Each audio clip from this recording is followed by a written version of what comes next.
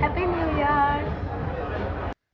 Happy new ইয়ার। আমরা new ইয়ারের জন্যে রেস্টুরেন্টে খেতে এসেছি, আর এখানে আমাদেরকে ফুচকা খেতে দিয়ে দিয়েছে। এখন আমি ফুচকা খাবো। এই যে ফুচকা, এখন চিকেন, তারপরে এটা এগুলোকে কী বলে, তারপরে এখানে বারবিকিউ দিয়েছে আমাদেরকে।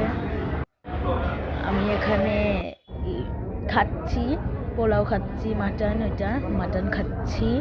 খুব ভালো খেতে, মা ভুল করে ভিডিও অন করে দিয়েছে।